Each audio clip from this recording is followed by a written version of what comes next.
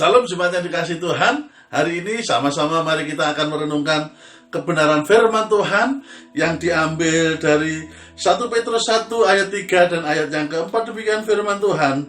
Terpujilah Allah dan Bapa kita, Yesus Kristus, yang karena rahmat-Nya yang besar telah melahirkan kita kembali oleh kebangkitan Yesus Kristus dari antara orang mati kepada suatu hidup yang penuh pengharapan, untuk menerima suatu bagian yang tidak dapat binasa, yang tidak dapat cemar, dan yang tidak dapat layu, yang tersimpan di surga.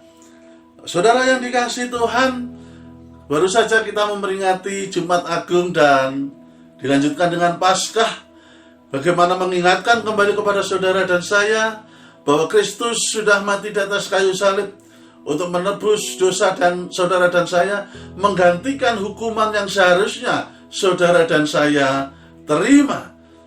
Tetapi kebangkitan Kristus itu yang membangkitkan kita kembali, memberikan pengharapan untuk saudara dan saya, di mana sebelumnya karena dosa saudara dan saya tidak punya pengharapan.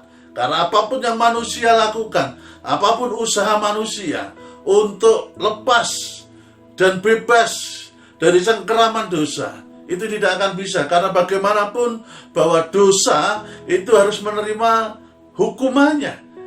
Dan untuk itu Kristus yang sudah menggantikan saudara dan saya di atas kayu salib, dan kebangkitannya memberikan satu pengharapan untuk saudara dan saya, seperti disampaikan dalam ayat yang ketiga, dikatakan di sana bahwa Yesus Kristus yang karena rahmat-Nya yang besar telah melahirkan kita kembali oleh kebangkitan Kristus dari antara orang mati. Untuk apa? Untuk menerima suatu bagian yang tidak dapat binasa, yang tidak dapat cemar, dan yang tidak dapat layu, yang tersimpan di surga. Saudara dan saya, sebagai orang yang menerima Tuhan Yesus sebagai Tuhan dan Juru Selamat, itu adalah orang-orang yang sangat beruntung, karena kita punya pengharapan di dalam Dia, yaitu pengharapan yang tidak akan bisa layu, sebuah pengharapan yang tidak akan dapat tercemar, yaitu pengharapan yang tersimpan di surga bagi saudara dan saya.